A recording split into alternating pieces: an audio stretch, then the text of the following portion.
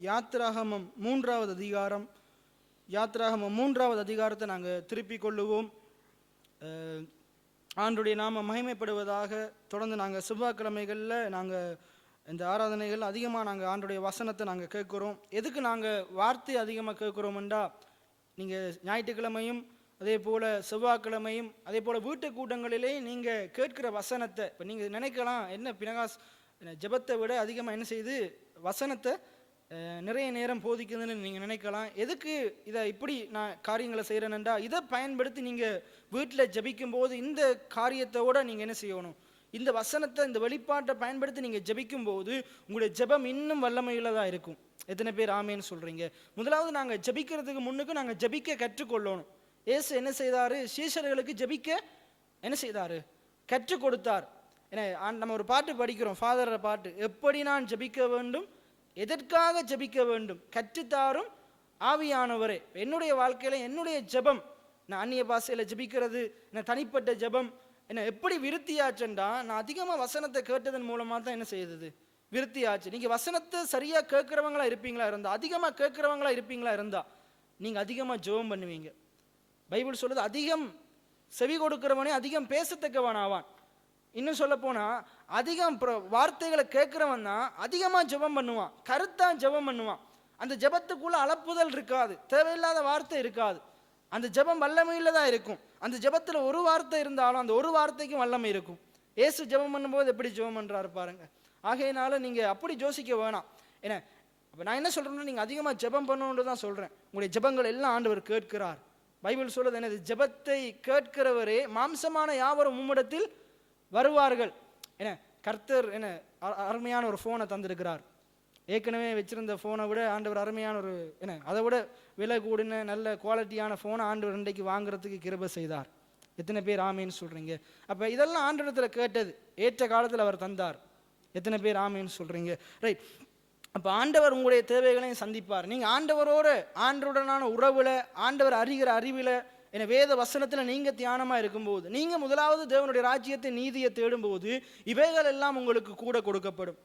எத்தனை பேர் ஆமேன்னு சொல்கிறீங்க? எப்பயுமே நான் எனக்கென்று வாங்குறத நான் முன்னிறுத்த மாட்டேன். ஆண்டுடைய ஊழியத்துக்கென்று என்ன வாங்கலான்னு தான் நான் யோசிப்பேன். அதை நான் செய்யும் போதே கர்த்தர் இதெல்லாம் வழிவாசல்களை திறந்து தருவார். வானத்தின் மதகுகளை என்ன செய்வார்? திறப்பார். அப்போ நானும் உங்களை உற்சாகப்படுத்துகிறேன். நீங்கள் தேவனுடைய ராஜ்யத்துக்காக, தேவனுடைய பணிக்காக நீங்கள் விதைக்க ஆரம்பிக்கும் போது, கொடுக்க ஆரம்பிக்கும் போது கர்த்தர் அறியாத வழியில் உங்களுக்கான தேவைகளுக்குரிய வழிவாசல் என்ன செய்வார்? திறப்பார். எத்தனை பேர் ஆமேன்னு சொல்கிறீங்க? ரைட். நாங்கள் இந்த மத்தேயு யாத்திராகமம் 3ஆம் அதிகாரத்திலிருந்து நாங்கள் இன்றைக்கு தியானிக்க போகிறோம். இந்த இடத்துல என்ன இருக்குண்டா, மோசே அங்கே எகிப்தில் யாத்திராகமம் 1 நீங்கள் படிச்சிருப்பீங்க, உங்கள் எல்லாருக்குமே தெரியும். ஏன்னா அங்கே அம்ராம் யோகபேத் என்கிற தாய் தந்தைக்கு என்ன மோசே என்கிற ஒரு குமாரன் என்ன பிறக்கிறார்.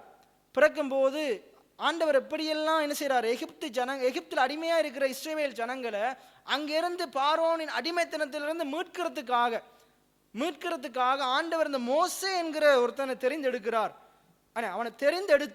அவன் தெரிந்தெடுக்கப்படும் போதே அந்த காலத்தில் அந்த ராஜாவுக்கு தெரிஞ்சிருச்சு, இப்படி ஒருத்தன் என்ன செய்ய போகிறான், பிறக்க போகிறான். அவன் மூலமாக இந்த ஜனங்கள் எல்லாம் ரட்சிக்கப்பட போகிறாங்க, தேவனை ஆராதனை செய்ய போகிறாங்க, என்ன இங்கேருந்து விடுதலை பண்ண போகிறாங்க. இப்போ இவங்கெல்லாம் எங்களை விட்டு போயிட்டாங்கன்னா எங்களுக்கு வேலை செய்கிறதுக்கு ஆட்கள் இல்லை, என்ன எங்களுக்கு கீழே இருக்கிறதுக்கு ஆட்கள் இல்லை, என்ன இப்படி அவங்க பயந்து கொண்டு என்ன செய்கிறாங்க, 2 வயது உள்ள பிள்ளைகளை நைல் நதியில் வீசி என்ன செய்ய போகிறாங்க, கொலை செய்ய போகிறாங்க. ஆனால் ஆண்டவர் 3 மாதம் அந்த தாய் தகப்பனுக்கு விசுவாசத்தை கொடுத்து என்ன ஆண்டவர் அற்புதமாக நடத்தி பாதுகாத்து இந்த மோசையை வளர பண்ணுறாரு. மோசே பார்வோன் அரண்மனையிலே வளர்றான். நீங்கள் புற வாசிச்சு பாருங்க, பார்வோன் அரண்மனையிலே வளர்றான். பார்வோன் அரண்மனையில் வளரும் போது என்ன நடக்குதுண்டா, அங்கே என்ன நடக்குதுண்டா பார்த்தீங்கன்னா, எபிரேயரும் யுத்தம் செய்கிறாங்க. ஏற்கனவே எகிப்தியரும் யுத்தம் செய்யும் போது அவன் என்ன செய்யறான், அங்கே எகிப்தியரை கொண்டு போடுறான். அப்போ எபிரேயரும் யுத்தம் பண்ணும்போது நீ எங்களை அவனை கொண்டது போல கொல்ல பார்க்குறாயான்ற காரியம் வந்தபோது மோசே பயந்து பார்வோனுக்கும் தெரிய வந்த உடனே அவன் என்ன செய்யறான், மீதியான் தேசத்தில் இருக்கிற எத்ரோவினிடத்தில் என்ன செய்யறான், ஓடி போறான். இப்போ அந்த சம்பவத்திலேருந்து நாங்கள் பார்க்க போகிறோம். மோசே மீதியான் தேசத்து ஆசாரியனா இருந்த தன் மாமனாகி எத்ரோவின் ஆடுகளை மேய்த்து வந்தான். அந்த எத்ரோவினிடத்தில் போயிட்டு என்ன செய்யறான், எத்ரோவினுடைய ஆடுகளை மேய்த்து கொண்டிருக்கிறான். ஒரு மேய்ப்பனா இருக்கிறான். மோசே யாரு? ஒரு மேய்ப்பன். என்ன, அப்ப ஆடுகளை மேய்த்து கொண்டிருக்கும் போது அவன் ஆடுகளை வனாந்திரத்தின் பின்புறத்திலே ஓட்டி, 1ஆம் வசனத்தை பாருங்க, தேவ பர்வதமாகிய ஓரேப் மட்டும் வந்தான். அங்கே கர்த்தருடைய தூதனானவன் ஒரு முச்சனியின் நடுவிலே உண்டான அக்கினி ஜுவாலையிலே நின்று அவனுக்கு தரிசனமானார். அப்பொழுது அவன் உற்று பார்த்து, முச்செடி அக்கினியால் ஜுவாலித்து எரிந்ததும் அது வெந்து போகாமல் இருந்தது. அப்பொழுது மோசே, இந்த முச்செடிகள் வெந்து போகாமல் இருக்கிறது என்ன? நான் கிட்ட போய் அந்த அற்புத காட்சியை பார்ப்பேன் என்றால், அவன் பார்க்கும்படி கிட்ட வருகிறதை கர்த்தர் கண்டார். முச்செடியின் நடுவிலிருந்து தேவன் அவனை நோக்கி, மோசே மோசே என்று கூப்பிட்டார். அவன், இதோ அடியேன் என்றான். தொடர்ந்து 5ஆம் வசனத்தை பாருங்க. அப்பொழுது அவர், இங்கே கிட்டி சேராயாக, உன் கால்கள் இருக்கிற பாதரட்சையை கலட்டி போடு, நீ நிற்கிற இடம் பரிசுத்த பூமி. பின்னும் அவர், நான் ஆபிரகாமின் தேவனும் ஈசாக்கின் தேவனும் யாக்கோபின் தேவனும் ஆகிய உன் பிதாக்களுடைய தேவனாய் இருக்கிறேன். மோசே தேவனை நோக்கி பார்க்க பயந்ததினால் தன் முகத்தை மூடிக்கொண்டான். அப்பொழுது கர்த்தர், எகிப்தில் இருக்கிற என் ஜனத்தின் உபத்திரவத்தை நான் பார்க்கவே பார்த்து. என ஆண்டவர் என்ன செய்கிறார்? இஸ்ரவேல் ஜனங்களுடைய எகிப்தில் அடிமைகளா, பார்வோனுக்கு அடிமைகளா இருக்கிற இஸ்ரவேல் ஜனங்களுடைய உபத்திரவத்தை பார்க்கவே பார்த்து, இன்றைக்கு ஆண்டவர் நீங்க இருக்கிற நிலைமை ஆண்டவர் பார்க்கிறார். எத்தனை பேர் ஆமேன்னு சொல்றீங்க? மனுஷன் பார்க்காம இருக்கலாம், உறவுகள் பார்க்காம இருக்கலாம், சொந்தக்காரன் பார்க்காம இருக்கலாம், ஊழியக்காரன் கூடி பார்க்காம இருக்கலாம், இல்லாட்டி வெளிநாட்டில் இருக்கிற உங்களோட உறவினர்கள், நீங்க வளர்த்து விட்டவங்க, நீங்க அனுப்பினவங்க, நீங்க போறதுக்கு உதவி செஞ்சவங்க, நீங்க ஜெபம் பண்ணினவங்க, உங்க மூலமா நன்மைகளை பெற்றவங்க, அவங்க பார்க்காம போகலாம், கர்த்தர் பார்க்கிறார். எத்தனை பேர் ஆமீன்னு சொல்றீங்க? அப்ப அங்க சொல்றாரு பாருங்க, எனது நான் எகிப்திலே இருக்கிற என் ஜனத்தின் உபத்திரவத்தை பார்க்கவே பார்த்து. இஸ்ரவேல் ஜனங்கள் ஆண்டவரை மறந்து போனாலும், ஆண்டவரிடத்துல ஜெபிக்காம கேட்காம போனாலும், ஆண்டவரை முறுமுறுக்கிறவங்களா, உதாசீனப்படுத்துகிறவங்களா இருந்தாலும், ஆண்டவரை ஆராதனை செய்யாதவர்களா இருந்தாலும், ஆண்டவருக்கு பலி கொடுக்காதவர்களா இருந்தாலும், ஆண்டவர் என்ன செய்யறாரு? அந்த ஜனங்களை என்ன சொல்றாரு பாருங்க, என் ஜனம் என்று சொல்றார். முரட்டாட்டம் பண்ணுகிற ஜனங்களை என்னன்னு சொல்றாரு? என் ஜனம். நீங்க தேவனுடைய பிள்ளைகளா இருக்கிறீங்க. நீங்க இன்றைக்கு எப்படிப்பட்ட காரியங்களை செய்து கொண்டிருந்தாலும், எப்படிப்பட்டவங்களா இருந்தாலும், தேவனை தேடாமலே இருந்தாலும், நீங்க ஆண்டுடைய பிள்ளைகளா இருக்கிறீங்க. நீங்க மனம் திரும்பி ஆண்டிடத்துல வரணும்னு ஆண்டவர் விரும்புகிறார். நீங்க ஆண்டவரை தேடணும்னு விரும்புகிறார். ஆண்டவரை ஆராதனை செய்யணும்னு விரும்புகிறார். இன்றைக்கு குறிப்பா நான் பேச போறது, ஆண்டவரே இஸ்ரவேல் ஜனங்களை எகிப்திலிருந்து விடுதலை ஆக்கினார். வெறுமனே கானானை சுதந்திரிக்கிறதுக்காக மட்டுமா? இல்ல, அதை சுதந்திரித்து அதுக்கு பிறகு ஆண்டவரை ஆராதனை செய்யறதுக்காக, ஆண்டவரை பாடி துதிக்கிறதுக்காக, ஆண்டவரை ஜபிக்கிறதுக்காக, ஆண்டவருக்கு எப்பயுமே நன்றி சொல்றதுக்காக, அதாவது ஆராதனை செய்யறதுக்காக இன்றைக்கு அதைத்தான் நான் பேச போறேன். ஆண்டவர் உங்களையும் என்னையும் ஏன் இருக்கிற அடிமைத்தனத்திலிருந்து, இருக்கிற குறைவிலிருந்து ஆண்டவர் விடுவிக்கிறார் என்றா, ஏன் விடுவிக்கிறார், வெளியே கொண்டு வர்றார் என்றா, நாங்க ஆண்டவரை துதிக்கணும், ஆண்டவரை ஆராதிக்கணும், ஆண்டுடைய நாமத்தை மகிமைப்படுத்தணும், மனுஷனை மேன்மைப்படுத்தக்கூடாது. நிறைய பேருக்கு உயர்வு வந்தோடனே மனுஷனை மேன்மைப்படுத்துவாங்க. மனுஷனை மேன்மைப்படுத்துவாங்க, மனுஷனுக்கு நன்றி சொல்லுவாங்க. இல்லாட்டி அவங்க, நான் என்ற பலத்தினால தான் நான் உயர்ந்தேன், என்னுடைய பராக்கிரமத்தினால தான் நான் வளர்ந்தேன் அப்படின்னு சொல்லிட்டு ஆண்டவர் ஆராதனை செய்ய மாட்டாங்க. ஆராதனைக்கு, தேவனை தொழுது கொள்றதுக்கு, தேவனுடைய நாமத்தை மகிமைப்படுத்துறதுக்கு நேரத்தை செலவழிக்க நீங்க அப்படி இருக்கக்கூடாது. ஆண்டவர் உங்களை உயர்த்த ஆண்டவருக்கு நேரத்தை கொடுக்கணும். இன்னும் ஜபிக்கிறதுக்கு நேரத்தை அதிகமாக்கணும். இன்னும் ஆண்டவரை தேடுறதுக்கு நேரத்தை அதிகமாக்கணும். அதனால தான் அடிக்கடி சொல்றது, சின்ன நன்மை வந்தாலும் அதை பெருசா சொல்லணும், சாட்சி சொல்லணும். ஏன்னா சின்ன நன்மை வந்தாலும், ஆண்டவரிடத்துல இருந்து சின்ன ஜபத்துக்கு பதிலாக கிடைச்சாலும் அது பெருசா எண்ணணும். நம்ம சின்ன பிரச்சனை வந்துட்டு அதை பெருசா நினைக்கிறோம். ஆனா ஆண்டவர் அதை மடுவில் செய்யற சின்ன நன்மையை நினைச்சு பார்க்குறோம். இல்லை, முறுமுறுத்து கொண்டிருக்கிறோம், முரட்டாட்டம் பண்ணி கொண்டிருக்கிறோம். இஸ்ரவேல் ஜனங்களை அதைத்தான் செஞ்சாங்க. ஆனா நீங்களும் நானும் அப்படி இருக்கக்கூடாது. நான் என்னுடைய வாழ்க்கையில் அந்த வெளிப்பாட்டுக்குள்ள வந்த நாட்களில் முடிவு பண்ணினேன், ஆண்டவர் எனக்கு என்ன செய்தாலும் அது எனக்கு பெருசு தான். அது சின்ன நன்மை பெரிய நன்மைன்னு இல்லை, எல்லாமே பெருசு தான். என் கர்த்தர் அவருடைய பரலோகத்திலிருந்து நன்மையான காரியம் தான் வரும். அது நான் அடிக்கடி பேசியிருக்கிறேன். அதான் நான் அறிஞ்ச முக்கியமான சத்தியம். எல்லாம் சொல்லுங்க, நன்மையான எந்த ஈவும் பூரணமான எந்த வரமும் பரத்திலிருந்து உண்டாகி சோதிகளின் பிதாவினிடத்திலிருந்து வருகிறது. எந்த மாறுதலும் கிடையாது. எத்தனை பேர் ஆமேன்னு சொல்றீங்க? அப்ப அவர் நன்மை செய்கிறவர். அப்ப அவர் செய்கிற நன்மைகள் எப்பயுமே பெரிதா இருக்குது. நான் அடிக்கடி போன வருஷம் டிசம்பர்ல பேசினேன். போன வருஷத்துக்கு முதல் வருஷம், நான் இந்த ஜீவனுள்ளோர் தேசத்திலே கர்த்தருடைய நன்மையை காணாதிருந்தால் கெட்டு போயிருப்பேன். ஆனா ஆண்டவர் என்னை என்ன செய்யறார்? கெட்டு போக விடல. இந்த ஜீவனுள்ளோர் தேசத்துல அவருடைய நன்மைகளை காணும்படிக்கு, ருசிக்கும்படிக்கு செய்திருக்கிறார்.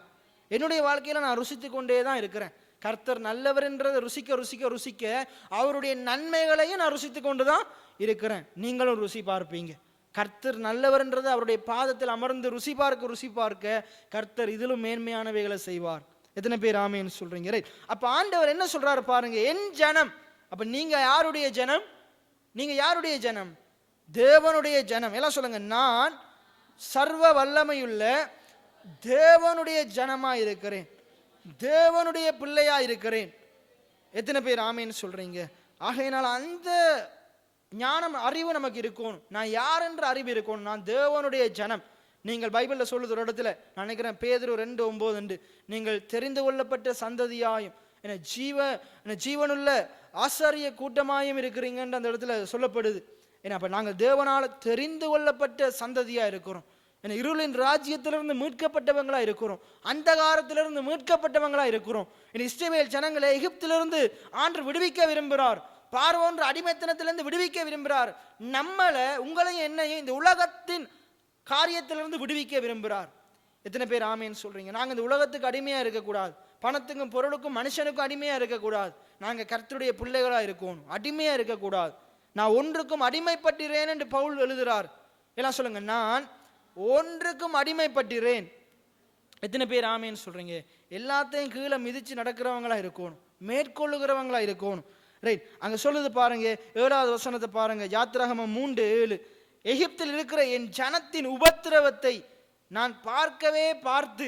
அப்ப ஆண்டவருக்கு கண் இல்லை, காது இல்லை, மூக்கு இல்லைன்னு சொல்லக்கூடாது. ஆண்டவர் சொல்றாரு, நான் உன்னுடைய உபத்திரவத்தை நான் பார்க்கிறேன். எத்தனை பேர் ஆமேன்னு சொல்றீங்க? நீங்க இருக்கிற நிலைமை ஆண்டு பார்க்கிறார்.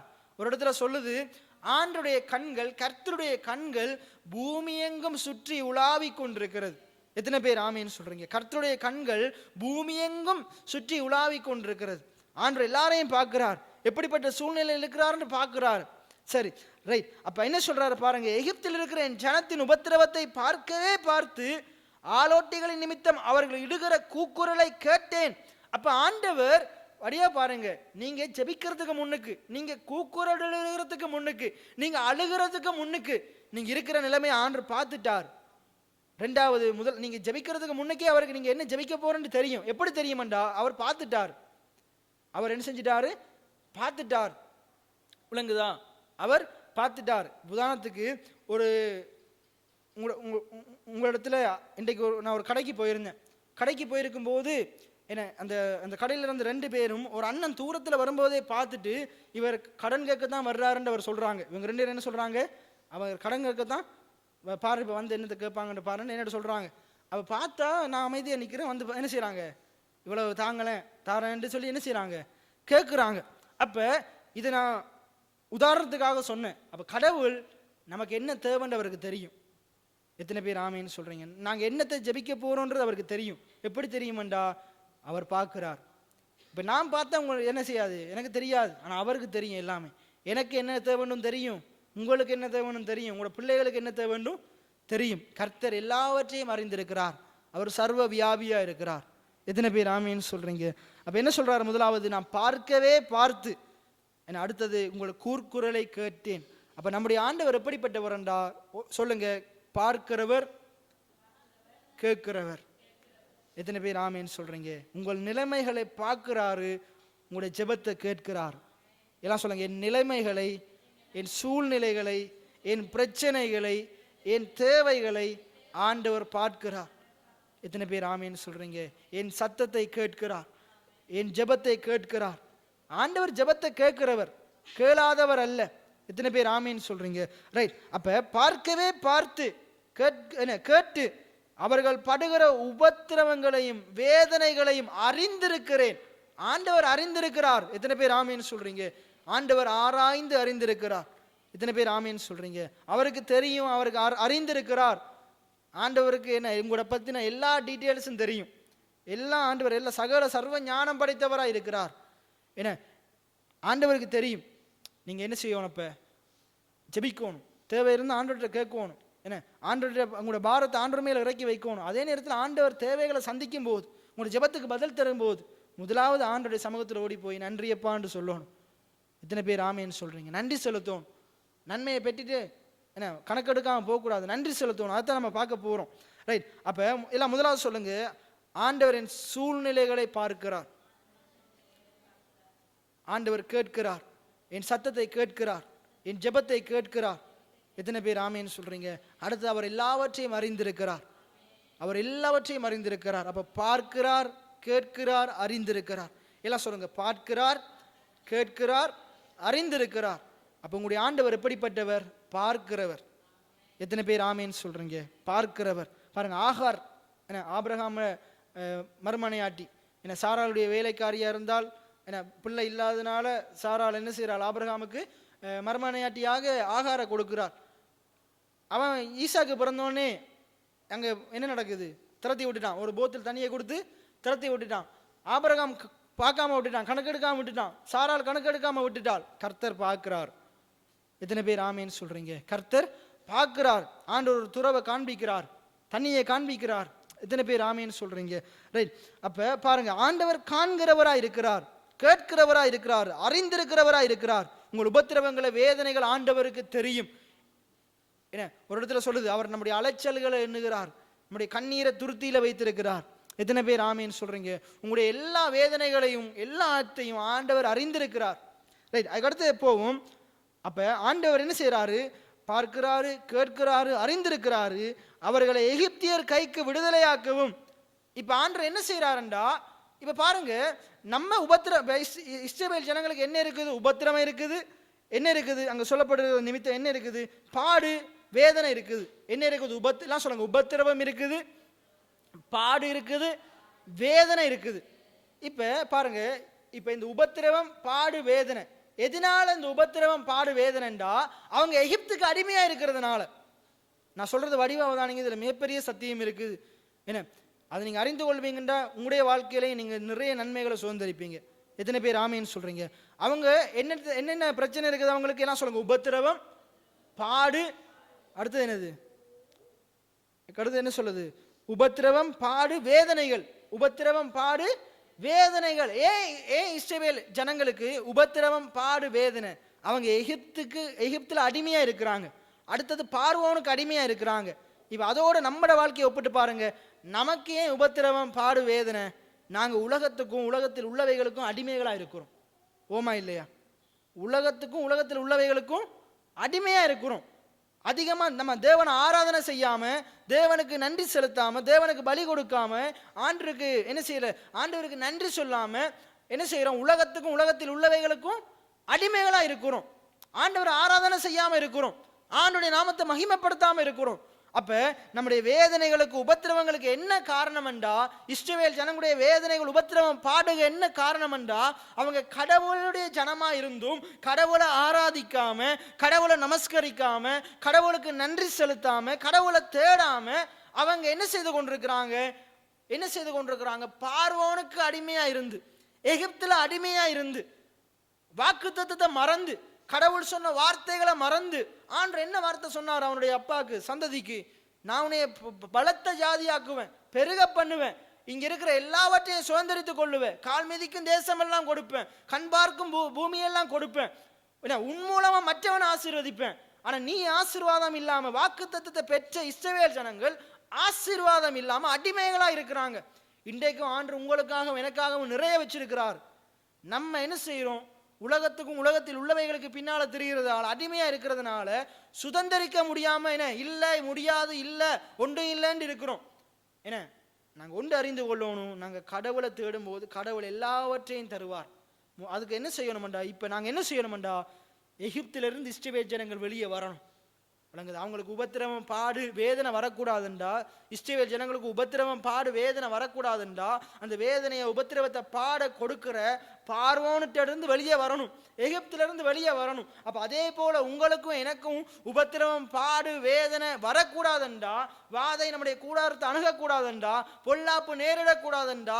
மரண இருளில் பள்ளத்தாக்கிலிருந்து நாங்கள் வெளியே வரணுமா இருந்தா நாங்க என்ன செய்யணும்? அந்த மரண இருளிலிருந்து, பொல்லாப்பிலிருந்து விடுவிக்கிற, வேதனைகள், உபத்திரவத்திலிருந்து விடுவிக்கிற கர்த்தரை ஆராதிக்கிறவங்களா இருக்கணும். எத்தனை பேர் ஆமேன்னு சொல்றீங்க? சத்தம் ஒரு ஆமேன்னு சொல்லுவோமா? கர்த்தரை தேடுகிறவங்களா இருக்கணும். அப்ப இஸ்ரவேல் ஜனங்கள் வாக்குத்தத்தத்தை நிறைவே கூறுகிறவங்களா இருக்கணும். வாக்குத்தத்தம் பண்ணினவர் அதை செய்ய வல்லவர் என்று சொல்லுகிறவங்களா இருக்கணும். விளங்குதா? ஆனா அவங்க என்ன செஞ்சாங்க? எல்லாத்தையும் மறந்துட்டு, ஆண்டவர் கொடுத்திருந்த அந்த மகிமையான ஸ்தானத்தை விட்டு, வாக்குத்தத்தத்தை எல்லாம் மறந்துட்டு, ஆண்டவருக்கு நன்றி செலுத்தாம ஆராதிக்காம இன்னொருத்தனுக்கிட்ட போயிட்டு வேலை பண்ணி கொண்டிருக்கிறாங்க, அடிமையா இருந்து கொண்டிருக்கிறாங்க. நாங்க அடிமைகள் அல்ல, தேவனுடைய ஜனம். இவங்க என் ஜனம் என்று கர்த்தர் சொல்றார். ஆண்டவருக்கு எவ்வளவு வேதனையா இருக்கும். என் ஜனம் பாருங்க, இப்ப உங்களோட புள்ள என்ன, உங்களோட புள்ள இன்னொருத்தனுக்கு அடிமையா இருந்தா எப்படி இருக்கும்? சாப்பாட்டுக்காக கையேந்திட்டு இருந்தா எப்படி இருக்கும்? என்ன எப்படி இருக்கும்? அவன் உங்களோட பிள்ளை வந்து நீங்க உங்களோட வீட்டில் இருந்தா நீங்க என்ன செய்வீங்க? அவன் ஏதாச்சும் வேலை செஞ்சாதான் சாப்பாடு கொடுப்பீங்களா? அவனுக்காகத்தான் நீங்க வேலை செய்றீங்க. அப்ப உங்களை நீங்க நல்லா சாப்பிடணும், நீங்க நல்லா நல்ல ஆரோக்கியமா இருக்கணும், ஆசீர்வாதமா இருக்கணும்ன்றதுக்காண்டி தான் ஆண்டவர் என்ன செய்தார்? அந்த உலகத்தையே உண்டாக்கினார். ஆண்டவர் உங்களுக்காகத்தான் எல்லாத்தையும் உண்டாக்கினார். உங்களுக்காக எனக்காக தான் ஆண்டவர் எல்லாத்தையும் உண்டாக்கினார். இப்ப ஆண்டவர் என்ன விரும்புறாரு? இது எல்லாத்தையும் கீழ்ப்படுத்தி நான் ஆண்டு கொள்ளணும். நான் போயிட்டு பிசாசு சொல்றதை கேட்டு பிசாசுக்கு அடிமையா இருந்தா ஆண்டருக்கு கோபம் வருமா வராதா? கோபம் வரும். ஏன் பிள்ளை இதெல்லாத்தையும் ஆண்டு கொள்ளணும். ஆனா அவன் என்ன செய்யறான்? ஆண்டு கொள்ளாம எல்லாத்தையும் விட்டுட்டு என்ன செய்து கொண்டிருக்கிறான்? பிசாசுக்கு அடிமையா இருந்து சாப்பாட்டுக்காக கஞ்சிக்காக அலைஞ்சு தெரிஞ்சு கொண்டிருக்கிறான். என்ன இன்னைக்கு நம்மளும் அப்படித்தான் இருக்கிறோம். என் ஜனங்கள் அறியாமையினால் சங்காரம் ஆகிறார்கள். நீங்களும் நானும் ஆண்டு கொள்ளுகிறவங்க, ஆளுகை செய்கிறவங்க. ஆனா நம்ம என்ன செய்து கொண்டிருக்கிறோம்? பார்வோனுக்கு இஸ்ரவேல் ஜனங்கள் எகிப்தில் அடிமையா இருந்தது போல நாங்க இந்த உலகத்தின் மனிதர்களுக்கும் பணத்துக்கும் பொருளுக்கும் அடிமைகளா இருந்து ஆண்டவரை ஆராதிக்கிறதுக்கு நேரத்தை கொடுக்கறத விட, ஆண்டவருக்கு நமஸ்கரிக்கிறதுக்கு நேரத்தை கொடுக்கறத விட நாங்க என்ன செய்து கொண்டிருக்கிறோம்? உலகத்துக்கும் உலகத்தில் உள்ளவைகளுக்கும் அடிமையா இருந்து அதுக்கு பின்னால தெரிஞ்சு கொண்டிருக்கிறோம். என்ன அப்ப என்ன செய்யணும்? நம்முடைய உபத்திரவம் வேதனை பாடெல்லாம் நீங்கணுமா இருந்தா என்ன செய்யணும்? இஸ்ரவேல் ஜனங்களுடைய உபத்திரவம் பாடு வேதனை நீங்கணுமா இருந்தா என்ன செய்யணும்? அவங்க எகிப்திலிருந்து எகிப்தியரின் கைக்கு விடுதலை ஆகணும். இன்னைக்கு நம்மளை உலகத்துக்கு அடிமையாக்கி வச்சிருக்கிற சாத்தானின் கையிலிருந்து வெளியே வரணும். சாத்தானின் கையிலிருந்து வெளியே வரணும். உலகத்து அடிமைத்தனத்திலிருந்து வெளியே வரணும். ஆண்டவர் விரும்புறாரு, நாங்கள் இந்த உலகத்துக்கு அடிமையா இருக்கக்கூடாது, உலகத்தின் பணத்துக்கு அடிமையா இருக்கக்கூடாது, பொருளுக்கு அடிமையா இருக்கக்கூடாது. என்ன அடிமையா இருக்கக்கூடாது, பணத்துக்கு அடிமையா இருக்கக்கூடாதுன்னு என்ன பினகாஸ் நான் அடிக்கடி சொல்லுவேன். நீங்கள் ஒரு கடைக்கு போகிறீங்க, என்ன உடுப்பு வாங்குறதுக்கு கடைக்கு போகிறீங்க, அங்கே இல்லாட்டி இப்போ நீங்கள் ஒரு ஜூஸ் குடிக்கிறதுக்கு கடைக்கு போகிறீங்க. இங்கால இருக்கிறத பார்க்கக்கூடாது, இங்கால இருக்கிறது தான் பார்க்கணும். இங்கால இருக்கிறத பார்த்து என்ன வேணுன்றதை தீர்மானிக்கக்கூடாது. இங்கால இருக்கிறத வாங்கி குடிக்கணும், எவ்வளோன்னு சொல்லுங்கள், கொடுத்துட்டு வரணும். நம்ம என்ன செய்வோம்? விலையை பார்ப்போம், இதில் எது குறைவாக இருக்குது, அது சொல்லுது நமக்கு, நீ இது வாங்கி குடிக்கிறதுக்கு லாய்க்கு. நான் சொல்கிறது எத்தனை பேருக்கு விளங்குது? இதை நீ வாங்கி குடிக்கிறது உனக்கு லாய்க்கு இல்லைன்னு சொல்லுது, அது சொல்லாமல் சொல்லுது. அப்போ ஆண்டு நம்ம அப்படி இருக்கக்கூடாது. என்ன எல்லாத்துக்கும் நம்ம தான் என்ன செய்யணும்? இந்த பணம் நம்ம சொல்கிறது தான் செய்யணும் இல்லையா? பணம் சொல்கிறத நம்ம பொக்கெட்டில் இருக்கிற பணம் சொல்கிறத நம்ம செய்யக்கூடாது. என்ன விளங்குதா? நம்ம சொல்கிறது தான் பணம் என்ன செய்யணும். அப்படின்னா இப்போ என்ன இப்படி நீங்கள் பேசுகிறீங்க, அப்படி நடந்துருமா? எடுத்தாப்புல நடக்காது. அதுக்கு நீங்கள் உங்களோட விசுவாசத்தை வளர்த்து கொள்ளணும். விளங்குதா? பணத்தை கையாளுறதுக்கு பழகணும். என்ன பாருங்க, உண்மையாகவே இது இப்போ இன்றைக்கு நான் ஆண்டவர் அறியாமல் இருந்திருந்தா என்ன நான் இன்றைக்கு நிறைய காரியங்களை நான் பெற்றுக்கொண்டிருக்கவே முடியாது. அதுதான் என்ன உண்மை. உயர்வும் வந்திருக்காது, வேலையில் உயர்வும் வந்திருக்காது. நான் என்ன கடவுளுக்குள்ளே இப்படி வளர்ந்துருக்க முடியாது. கடவுளை மட்டும் நான் அறியலாட்டி நான் இன்றைக்கு ஒன்றுமே இல்லாமல் தான் இருந்திருப்பேன். ஆனால் நான் உண்மையாக இப்போ விசுவாசத்தோடு சொல்கிறேன், இன்றைக்கு ஆண்டவர் எல்லாத்தையும் கொடுத்துருக்கிறார், இன்னும் அதிகமானவைகளை தருவார். நான் விசுவாசிக்கிறவர் இன்னார் என்பதை நான் அறிந்திருக்கிறேன். எத்தனை பேர் ஆமேன்னு சொல்கிறீங்க? ஆகையினால கர்த்தர் எல்லாம் தருவார். என்ன பைபிள் சொல்லுது, நான் போன கிழமை பேசினேன், நீதிமான் விரும்புகிற காரியம் அவனுக்கு கொடுக்கப்படும். எல்லாம் சொல்லுங்க, நான் விரும்புகிற காரியம் எனக்கு கொடுக்கப்படும், என் கர்த்தர் எனக்கு தருவார். என்ன என் வேதனை, என் துக்கம், என் அலைச்சல்கள், என் நினைவுகள் எல்லாத்தையும் கர்த்தர் அறிந்திருக்கிறார். என் நினைவுகளை விட அவருடைய நினைவு பெருசு. உங்கள் நினைவுகளை விட உங்களை கொண்டு அவர் வச்சிருக்கிற நினைவு பெருசு. விளங்குதா? நம்ம இப்படித்தான் என்று யோசிப்போம், அவர் அப்படி வச்சிருப்பார். விளங்குதா? ரைட். பாருங்க, எகிப்தியர் கைக்கு விடுதலையாக்கவும். அப்ப ஆண்டவர் நம்மளை பிசாசுட்ட இருந்து விடுதலையாக்கணும்னு விரும்புகிறார், விடுதலையாக்கி இருக்கிறார். இன்னைக்கு நாங்க சாத்தானுக்கு அடிமை இல்லை, தேவனுக்கு பிள்ளைகளா இருக்கிறோம். எல்லாம் சொல்லுங்க, நான் சாத்தானுக்கு அடிமை இல்லை, நான் தேவனுடைய பிள்ளையா இருக்கிறேன். நான் போன கிழமை பேசுறேன், அந்த ஊமையான ஆவி பிடித்த மனுஷன் பிசாசுக்கு அடிமையா இருக்கிறான். ஆண்டவர் என்ன செய்யறார்? ஊமையும் செவிடுமான ஆவியே, சாத்தானுக்கு அடிமையா இருக்கிற என்ன அந்த மகனை விடுவிக்கிறார். எப்படி விடுவிக்கிறார்? ஊமையும் செவிடுமான ஆவியே, இவனை விட்டு புறப்பட்டு போ. அவ்வளவு நாள் சாத்தானுக்கு அடிமையா இருந்தவன் இப்ப இயேசுவினுடைய பிள்ளையா மாறுறான். எத்தனை பேர் ஆமேன்னு சொல்றீங்க? Right right. அப்ப என்ன நடக்கணும்? உபத்திரவம், வேதனை, என்ன துன்பம், இதுல இருந்து வெளியே வரணுமா இருந்தா என்ன நடக்கணும்? உலகத்தின் அடிமைத்தனத்திலிருந்து எகிப்தின் அடிமைத்தனத்திலிருந்து விடுதலை ஆகணும். அதைத்தான் ஆண்டவர் செய்கிறார். மோசேட்ட சொல்றாரு, என் ஜனங்கள் எல்லாரும் என் ஜனங்கள், என்னுடைய பிள்ளைகள் என்ன அப்பத்துக்கும் தண்ணீருக்கும் அலைஞ்சு தெரிஞ்சு கொண்டிருக்கிறாங்க, பார்வோனிடத்துல கையேந்தி கொண்டிருக்கிறாங்க, பார்வோனுக்கு வேலை செஞ்சு கொண்டு அடிமைகளா இருந்து கொண்டிருக்கிறாங்க. அவனுக்கு சம்பளமும் கொடுக்குறான் இல்லை, சரியான ஆகாரமும் கொடுக்குறான் இல்லை, அவனுடைய பிள்ளைகள் எல்லாம் தூக்கி நதியில போடுறான், கொல்றான். என்ன ஆகையினால உன்னைய நான் அதுல இருந்து தப்பு வச்சது என்னத்துக்காக மோசே? நீ அவங்கள அதுல இருந்து விடுவிக்கணும். எகிப்தின் கையிலிருந்து நம்முடைய ஜனங்களை விடுவிக்கணும், என் ஜனங்களை விடுவிக்கணும். உன் அப்பா அம்மாவை உன்னுடைய சந்ததியை விடுவிக்கணும்னு சொல்லலை. அது என்னுடைய ஜனம். அது யாருடைய ஜனம்? அது என்னுடைய ஜனம். உன்னுடைய தாய் தந்தை கூட என்னுடைய ஜனம்தான். எத்தனை பேர் ஆமேன்னு சொல்றீங்க? ரைட். அப்ப அவங்க என்ன செய்யணும்? அந்த உலகத்தின் பிடியிலிருந்து விடுதலை ஆக்கணும். உலகத்தின் பிடியிலிருந்து விடுதலை ஆக்கணும். அவர்கள் அந்த தேசத்திலிருந்து நீக்கி, அப்ப அவங்க அந்த உலகத்தில் அந்த தேசத்துல வாழக்கூடாது, அந்த எகிப்துல வாழக்கூடாது, அந்த அடிமைத்தனத்துல வாழக்கூடாது. இன்றைக்கு நான் உங்களுக்கு சொல்றேன், நீங்க அடிமைத்தனத்துல வாழக்கூடாது. இந்த உலகத்துல நம்ம இருந்தாலும் உலகத்துக்குரியவர்கள் அல்ல. நாங்க தேவனுடைய ராஜ்யத்துக்குரியவங்களா இருக்கிறோம். நாங்க பரலோகத்துக்குரியவங்களா இருக்கிறோம். நாங்க பரலோக ராஜாவினுடைய பிள்ளைகளா இருக்கிறோம். நான் இந்த உலகத்தில் இருந்தாலும், இந்த உதயபுரத்தில் இருந்தாலும், இந்த உதயபுரத்துக்குரியவன் அல்ல. நான் தேவனுடைய ராஜ்யத்தின் பிள்ளை. அப்ப இந்த உதயபுரத்துல குறைவு வந்தாலும் எனக்கு குறைவு வராது. ஏனென்றா எனக்கு எல்லாம் எங்கிருந்து வருதுண்டா? உதயபுரத்திலிருந்து வரல. எனக்கு எல்லாம் சர்வ வல்லவருடைய தேவனிடத்திலிருந்து வருது.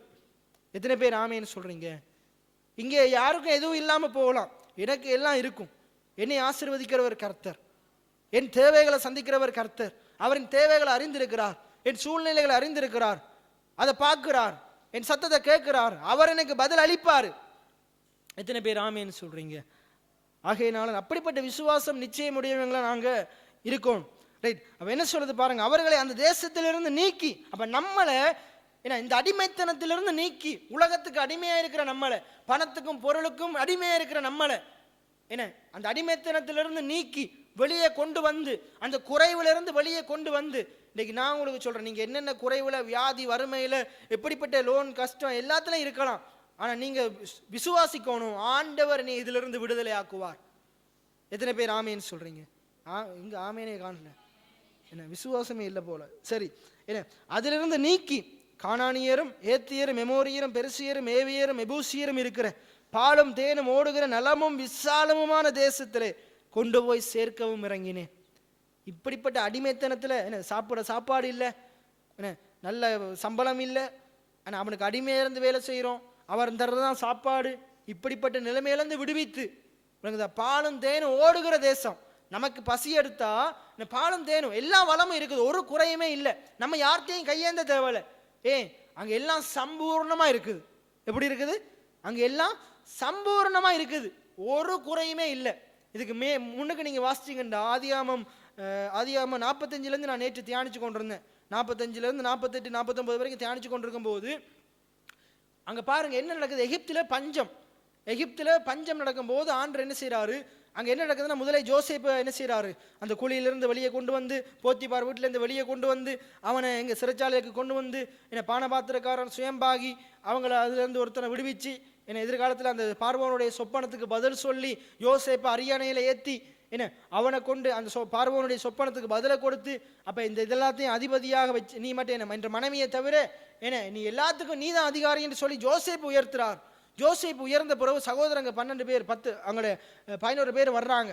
வரும்போது அங்க என்ன நடக்குது? போய் தகப்பனை கூட்டிட்டு வா, நான் உங்களை கோசேன் என்கிற நாட்டில் என்ன செய்யறேன், நான் கோசேன் என்கிற நாட்டை தர்றேன் பார்வோன்னு சொல்ல, ஆண்டவர் அந்த தயவினால, ஆண்டுடைய கிருபையினால ஜாக்கோப்பு என்ன நடக்குது? வர்றாரு, பிள்ளைகள் எல்லாம் வர்றாங்க, 70 பேர் வர்றாங்க. 70 பேர் இஸ்ரவேல் தேசத்திலிருந்து பஞ்சத்தின் காரணமா வர்றாங்க.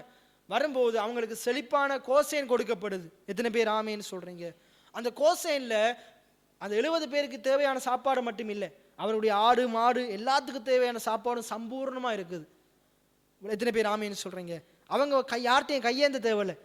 ஜாக்கோப்பு இஸ்ரவேல் ஜனங்கள் யார்ட்டையும் கையேந்த தேவையில்லை. அந்த 70 பேருக்கும் அவங்களுடைய ஆடு மாடுகள் மனைவி பிள்ளைகள் எல்லாருக்கும் தேவையான ஆகாரங்கள் அங்க நிரம்பி வழியுது. அங்கே எகிப்துக்கே பஞ்சம், இஸ்ரவேலுக்கே பஞ்சம், ஆனா அந்த இஸ்ரவேல் ஜனங்களுக்கு பஞ்சம் இல்லை. கர்த்தர் ஜோசேப்பு மூலமா அவங்கள போஷித்தார், பார்வோன் மூலமா போஷித்தார். பாருங்க, ஒரு ராஜா தான் அவனை மற்றாக்களை ஆசீர்வதிக்கணும். அங்க நீங்க வாசித்து பாருங்க, கட்டாயம் வாசித்து பாருங்க. அங்க சொல்லுது, 2 தடவை சொல்லுது, அங்கே யாக்கோப்பு பார்வோன் ராஜாவை ஆசீர்வதிக்கிறான். எத்தனை பேர் ஆமீன்னு சொல்றீங்க? யாக்கோப்பு பார்வோன் ராஜாவை ஆசீர்வதிக்கிறான். கடவுள் மகத்தான காரியங்களை செய்தார். அவங்களுக்கு பஞ்சம் இல்லை, அவங்க கர்த்தரை நம்புகிறவங்க, கர்த்தரை தேவனா கொண்டிருக்கிறவங்க. அப்ப எல்லாம் கிடைச்ச பிறகு யாக்கோப்பு என்ன செய்தார் தெரியுமா? ஆண்டவருக்கு பலிபடத்துக்கு போறார், ஆண்டவருக்கு பலியிடுறார், ஆண்டவர் ஆராதனை செய்கிறார். நம்ம என்ன செய்வோம்? எல்லாம் இதுல என்ன நடக்குதுன்றா, எல்லாம் கிடைச்ச செய்தி வந்த உடனே பலிபடத்துக்கு போறார். எடுத்தவங்க வாசிங்க, எல்லாம் திருப்புங்க. ஆதியாகமம் 47வது அதிகாரம் 1 தொடக்கம் வாசிங்க. ம் ம் ம் ம் கோசேன் நாட்டில் ம் ம் ம் ரைட். 45ஆம் அதிகாரம் 17வது வசனம். 45ஆம் அதிகாரம் 17வது வசனத்தை பாருங்க. பார்வோன் யோசேப்பை நோக்கி, நீ உன் சகோதரரோடே சொல்ல வேண்டியது என்னவென்றால், உங்கள் கழுதைகளின் மேல் பொதியேற்றி கொண்டு புறப்பட்டு கானான் தேசத்துக்கு போய் உங்கள் தகப்பனையும் உங்கள் குடும்பத்தாரையும் கூட்டிக் கொண்டு என்னிடத்தில் வாருங்கள். நான் உங்களுக்கு எகிப்து தேசத்தின் நன்மைகளை தருவேன், தேசத்தின் கொழுமைகளை சாப்பிடுவீர்கள். எத்தனை பேர் ஆமேன்னு சொல்றீங்க? எல்லா தேசத்திலையும் பஞ்சம். ஏன்னா எகிப்துலையும் இஸ்ரவேல் எல்லாம் பஞ்சம். ஆனால் இங்கே பார்வோனிடத்தில் எல்லாம் இருக்குது. ஏன்னா ஜோசேப்பு மூலமாக ஞானமாக கடவுள் செயற்பட்டு எல்லாம் இருக்குது. அப்போ பார்வோன் ஜோசேப்புக்கு சொல்கிறார், உங்கள் சகோதரன் சொல்லி அனுப்பு, உங்களோட அப்பா கூட்டிகிட்டு வர சொல்லு, எல்லா வண்டியெல்லாம் எடுத்துகிட்டு போ, கழுது எல்லாம் அவங்களுக்கு தேவையான வாகனத்தை எல்லாம் எடுத்துகிட்டு போ, அவங்கள யாக்கோப்பெல்லாம் கூட்டிகிட்டு வா, உங்களோட பிள்ளை எல்லா குத்தையும் கூட்டிகிட்டு வா. சொல்கிறாரு, நான் உன்னை எகிப்து தேசத்தில் கோசேனுங்கிற இடத்துல நான் குடியிருக்க பண்ணுவேன். நீ என்ன செய்வ? நான் உங்களுக்கு எகிப்து தேசத்தின் நன்மையை தருவேன். எத்தனை பேர் ஆமேன்னு சொல்கிறீங்க? கர்த்தர் பார்வோன் மூலமாக என்ன செய்தார்? பஞ்ச காலத்திலையும் இஸ்ரவேல் ஜனங்களுக்கு எகிப்து தேசத்தின் நன்மையை கொடுத்தார். எத்தனை பேர் ஆமேன்னு சொல்கிறீங்க? அப்போ ஆண்டவர் நம்மையும் பஞ்ச காலத்திலையும் நமக்கு நன்மைகளை தவிர அவர் வல்லமையுள்ள தேவனாக இருக்கிறார். எத்தனை பேர் ஆமேன்னு சொல்கிறீங்க? அதுக்கடுத்து பாருங்கள், நீங்கள் தேசத்தின் கொழுமையை சாப்பிடுவீங்க, பெஸ்டானதாக சாப்பிடுவீங்க. எத்தனை பேர் ஆமேன்னு சொல்கிறீங்க? அப்பத்துக்கு தண்ணீருக்கு அலைஞ்சு தெரிய மாட்டீங்க, பஞ்ச காலத்துலேயும் அலைஞ்சு தெரிய மாட்டீங்க, பஞ்ச காலத்துலேயும் நீங்கள் பெஸ்ட்டாக தான் சாப்பிடுவீங்க. எத்தனை பேர் விசுவாசிக்கிறீங்க? தொடர்ந்து நீங்கள் வாசிச்சிங்கன்னா, உங்களுடைய குழந்தைகளுக்காகவும் மனைவிகளுக்காகவும் நான் இங்கிருந்து வண்டியை தர்றேன், என்னை வாகனத்தை தர்றேன், போய் ஏற்றிட்டு வாங்க, என்னை தகப்பனை ஏற்றிட்டு வாங்க, உங்களோட தட்டு முட்டையெல்லாம் கொண்டு வர வேணாம், ஏன்னா தட்டு முட்டையெல்லாம் விட்டுட்டே வந்துடுங்க, ஏன்னா இங்கே எல்லாமே இருக்குது. நீங்கள் வாசித்து பாருங்கள், இங்கே எல்லாமே இருக்குது, ஒரு குறை இங்கே இருக்காது. அங்கே 21 வசனத்தை பாருங்கள். இஸ்ரவேல் குமாரர் அப்படியே செய்தார்கள். யோசேப்பு பார்வோனுடைய கட்டளையின்படி அவர்களுக்கு வண்டிகளை கொடுத்ததுமின்றி வழிக்கு ஆகாரத்தையும் ஒவ்வொருவனுக்கு மாற்று வஸ்திரத்தையும் கொடுத்தான். பெஞ்சமீனுக்கோ 300 வெள்ளிக்காசையும் 5 மாற்று வஸ்திரங்களையும். எத்தனை பேர் ஆமேன்னு சொல்றீங்க? பாருங்க, எல்லாத்தையும் கொடுத்து அனுப்புறான். வாகனம், சாப்பாடு, காசு, அவங்களுக்கு போயிட்டு வர்றதுக்கு தேவையான எல்லாத்தையும் கொடுத்து அனுப்புறான் பஞ்ச காலத்துல. எத்தனை பேர் ஆமேன்னு சொல்றீங்க? கடவுளை நம்புறவனுக்கு இப்படித்தான் ஆசீர்வாதம் வரும். தேவனுடைய தயவுக்கு கீழே வாழ்றவனுக்கு, கிருபைக்கு கீழே வாழ்றவனுக்கு அறியாத இடத்துல இருந்து ஆசீர்வாதம் வரும். இங்கே துன்மார்க்க இடத்துல இருந்து ஆசீர்வாதம் வருது. நீதிமானுக்கு துன்மார்க்கிலிருந்து ஆசீர்வாதம் வருது. நீதிமான் யாரு? யாக்கோப்பு. அவனுடைய பிள்ளைகள் என்ன? நீதிமானுடைய பிள்ளைகள் என்ன? கர்த்தருடைய பிள்ளை. நீதிமானுடைய பிள்ளைகள் அப்பத்துக்கும் தண்ணீருக்கும் அலைஞ்சு தெரிவதில்லை. ஏன்னா கர்த்தர் அவங்களுக்கு உணவளிப்பார். கொழுமையானவைகளை புசிப்பாங்க, நன்மையானவைகளை புசிப்பாங்க. அது எதிரிட கையிலிருந்தே வரும். எத்தனை பேர் ஆமேன்னு சொல்றீங்க? அப்ப பஞ்ச காலத்துல உங்களை போஷிக்கிற கர்த்தர் தான் நீங்க ஆராதித்து கொண்டிருக்கிறீங்க. எத்தனை பேர் ஆமேன்னு சொல்றீங்க? அங்க என்ன சொல்லுது? அழகா சொல்லுது பாருங்க. அப்படியே தன் தகப்பனுக்கு 10 கழுதை, அப்படியே நீங்க கீழே புற வாசிச்சு பாருங்க. ஆனா இதெல்லாம் போயிட்டு யோசேப்பிட்ட யாக்கோப்பிட்ட சொல்லும் போது, அங்க யாக்கோப்பிட்ட சொல்லும் போது யாக்கோப்பு என்ன செய்யறான் பாருங்க. 46ஆம் அதிகாரம் 1ஆம் வசனத்தை பாருங்க. இஸ்ரவேல் தனக்கு உண்டான யாவற்றையும் சேர்த்து கொண்டு, இஸ்ரவேல்னா யாரு? யாக்கோப்பு. யாக்கோப்பு தனக்கு உண்டான யாவற்றையும் சேர்த்து கொண்டு புறப்பட்டு பேர்செபாவுக்கு போய் தன் தகப்பனாக ஈசாக்கினுடைய தேவனுக்கு பலியிட்டான். என்ன செய்தான்? போய் ஆண்டவரை ஆராதனை செய்கிறான். எத்தனை பேர் ஆமேன்னு சொல்றீங்க? பலிபீடத்துக்கு போறான், தன்னை ஆண்டவருக்கு முன்பாக அர்ப்பணிக்கிறான். ஆண்டவரை, இதெல்லாம் பெறத்துக்கு நான் தகுதி உள்ளவன் அல்ல, ஆனாலும் என்னை பஞ்ச காலத்துல போஷிக்கிறீங்களே, எனக்கு பஞ்ச காலத்துல இவ்வளவு நன்மைகளை தந்திருக்கிறீங்களே, இந்த இவ்வளவு பெரிய ராஜாவினுடைய வாகனங்கள் என்னையே வந்து கூட்டிட்டு போறதுக்கு அனுப்பி இருக்கிறீங்களே, எத்தனை பேர் ஆமேன்னு சொல்றீங்க? அவங்களுக்கு தேவையான ஆகாரம், உணவு, உடை எல்லாத்தையும் தந்திருக்கிறீங்களே. ஏன்னா பேர்சேபாவுக்கு போய் ஆண்டவருக்கு நன்றி செலுத்துறான். இதெல்லாம் பெறத்துக்கு நான் தகுதி அல்லவன் அல்ல, ஆனா என்னுடைய தகப்பன முன்னோர்களை போஷித்த, உடுத்துவித்த, நடத்தின, வாக்கு கொடுத்த ஆண்டவர் இந்நாள் வரைக்கும் அதை நிறைவேற்றுகிறீங்களே, உமக்கு நன்றின்னு சொல்லி ஆண்டவருக்கு ஆராதனை செய்கிறான். இப்போ நன்மையெல்லாம் கிடைச்சிட்டா, இன்னும் கிடைக்கல. இப்போ போனாதான் கோசேனுக்கு போகிறாங்க. அப்போ நம்ம என்ன செய்யலாம்? எல்லாம் ஆண்டவர் தரட்டும், எனக்கு கோசேனில் கொண்டு போய் நிப்பாட்டட்டும், என்னுடைய வீட்டை கோசேனா மாற்றட்டும். என்ன நம்ம இப்படி என்ன நான் இப்படி இருக்கலாமா?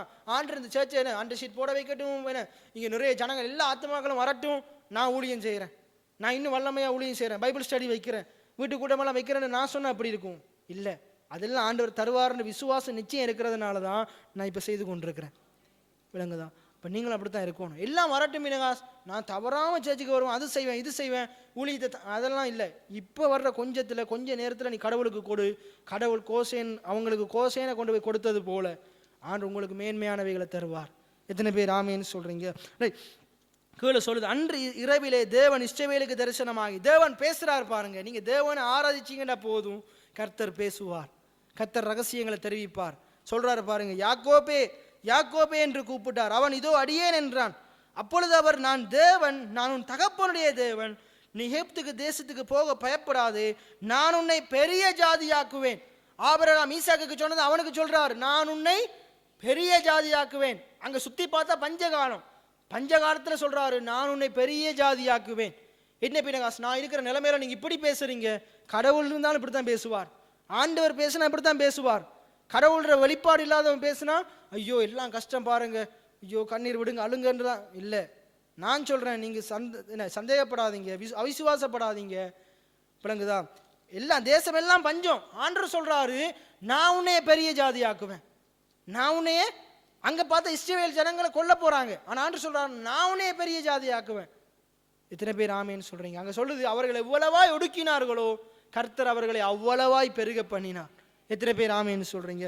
ரைட். அப்ப ஆண்டவர் சொல்றார், நான் உன்னை பெரிய ஜாதியாக்குவேன், நான் உன்னோட கூட எகிப்துக்கு வருவேன்.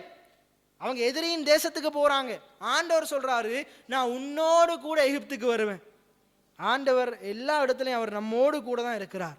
ஆண்டவர் என்ன சொல்றார்? நான் உன்னை விட்டு விலகுவதும் இல்லை, உன்னை நம்ம தான் விட்டு விலகி போறோம். ரைட்.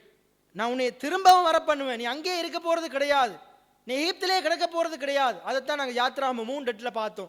எகிப்தில் இருந்தாங்க, ஆனால் அவங்களுக்கு பார்த்தீங்களா ஆண்டவர் என்ன சொல்றாரு? ஆண்டவர் என்ன சொல்றாரு? இப்போ எகிப்துக்கு போ, ஆனால் அங்கே இருந்துடாத, திருப்பி வந்துரு. ஆனால் அவங்க அங்கே போனோன்னு இவங்களோட சந்ததி என்ன செய்ய வழிகிட்டு, ரைட் கோசேன் தானே, நமக்கு இந்த கோசேனே போதும். ஆனால் ஆண்டவர் இவங்களுக்காக வச்சது வெறும் கோசேன் அல்ல, இவங்களுக்காக வச்சது பாலும் தேனும் ஓடுகிற கானான். கோசேனில் எல்லாம் இருக்குது, ஆனால் கானான்ல எல்லாம் நிரம்பி வழியுது. எத்தனை பேர் ஆமேன்னு சொல்றீங்க? இவங்க இதை பார்த்து தற்காலிகமான ஆசீர்வாதங்களை பார்த்த உடனே ஆண்டவரை ஆராதனை செய்யல, ஆண்டவரை வணங்கலை, இங்கே இருக்கிறது போதும், இருக்கிற மாதிரியே இருந்துட்டு போயிடுவோம், செத்துருவோன்னு நினைச்சிட்டாங்க. இன்றைக்கு நிறைய நம்மளோட சபை விசுவாசிகள் ஆரம்பத்தில் ஒன்றுமே இல்லை, என்ன குடிசையில் இருந்தோம், கரண்ட் இல்லாமல் இருந்தோம், என்ன ஆண்டவரை நல்லா தேடி ஆடி பாடி எல்லாம் வந்து சேர்ச்சில் சாப்பிட்டு ஜெபம் பண்ணி உபவாசம் இருந்து என்ன அப்படி இருந்துட்டு எல்லாம் கிடைச்ச பிறகு, இந்த கோசேன் போல எகிப்தில் எல்லாம் கிடைச்ச பிறகு, இந்த உலகத்தில் எல்லாம் கிடைச்ச பிறகு, இனி கத்தரும் கத்தரிக்காய் என்று சொல்லிட்டு என்ன செஞ்சிட்டாங்க? அவரை மறந்து, ஆண்டவரை தேடுறதை மறந்து, ஆலயத்துக்கு வர்றதை மறந்து, ஜபிக்கிறத மறந்து, என்ன பிள்ளைகளை கர்த்தருடைய வழியில் நடத்துகிறத மறந்து, அவங்க என்ன நம்ம இன்றைக்கு நமக்கு வேலைக்கு போனால் தான் சோறு காசுன்னு சொல்லி என்ன அதுக்கு பின்னுக்கு போய் அதுக்கு முக்கியத்துவத்தை கொடுத்து, என்ன இந்த கோசேன் போதும், எங்களுக்கு கானான் வேண்டாம், என்ன வேண்டாம் வேண்டாம் கானான் வேண்டாம், இப்போ இருக்கிற மாதிரி இருந்துட்டு போயிடுவோம். கடவுள் நல்ல ஒரு பில்டிங் வீடை தந்திருக்கிறார், அந்த குண்டு அப்படியே மாறி வந்து விழுந்துட்டா எல்லாம் போயிடும், எல்லாம் இப்படியே இருந்துருவோம்டா. அப்படி இருக்காது, என்ன எல்லாம் புறவு தான் புலம்புவோம், எல்லாம் போன பிறகு திருப்பி புலம்புறது, ஆண்டவரே ஆண்டவரேண்டா நீ யாருன்னு கேட்பார், நான் உன்னை அறியேன்னு சொல்லுவார். என்ன ஆனால் ஆண்டு எல்லாம் தர்றாரு தானே, அதுலேயும் நீங்கள் கடவுளை அதிகமாக தேடி பாருங்க, ஆண்டு உங்களுக்காக வைத்திருக்கிற காணான சுதந்திரிக்கும்படி செய்வார். என்ன இது இல்லை, இது வாழ்க்கை இல்லை, இதிலும் மேலானவைகளை ஆண்டு வச்சிருக்கிறார் எனக்காக உங்களுக்காக. எத்தனை பேர் ஆமேன்னு சொல்றீங்க? இப்போ ஆண்டு தெளிவாக இங்கேயே சொல்றாரு, நீ போ, இப்போ போ, பயப்படாத, நான் உன்னோட இருப்பேன், எங்க எகிப்திலே உன்னோட இருப்பேன். ஆனால் அங்கேயே இருக்கிறாத திரும்பி என்ன சொல்றாரு? நான் உன்னை திரும்பவும் வர பண்ணுவேன். எங்கே இருந்து? எகிப்திலிருந்து திரும்பவும் வரப்பண்ணுவேன். யோசேப்பு தன் கையால் உன் கண்களை மூடுவான் என்று சொன்னார். ஏன்னா அதன்படி தான் நடக்குது. எங்க நடக்குது பாருங்க, அதன்படி தான் பின் நாட்களில் நடக்குது. ஆண்டவர் என்ன செய்யறாரு, அங்க கோசேன்ல ஆண்டவர் அவங்களை ஆசீர்வதிக்கிறார். இப்போ யாத்ராகமம் 3ஆம் அதிகாரத்தை எடுங்க, நம்ம பார்த்த அதிகாரம். எத்தனை பேருக்கு நான் சொல்றது விளங்குது? அப்ப இப்ப அங்க என்ன பார்த்தோம், ஆசீர்வாதங்களை பெறறதுக்கு முன்னுக்கு யாக்கோபு என்ன செய்யறாரு, பேர்சபாவுக்கு போய் பலிபீடத்துக்கு போய் கர்த்தருக்கு பலி கொடுத்து கடவுள் என்ன செய்யறாரு, ஆராதனை செய்யறாரு. என்ன செய்யறாரு? இப்ப நீங்க என்ன செய்ய போறீங்க, பினகாஸ் எனக்கு ஆண்டவர் நல்ல வீடு தரட்டும், ஏன்னா எல்லாம் தரட்டும், எனக்கு நல்ல ஒரு கார், அது இது இது எல்லாம் தரட்டும், நான் கடவுளை என்ன செய்யறேன், ஆராதனை செய்யறேன், அப்படியா செய்ய போறீங்க? இல்லை, நான் இப்போ இருக்கிற நிலைமையிலே கடவுளை ஆராதிக்க போகிறேன்.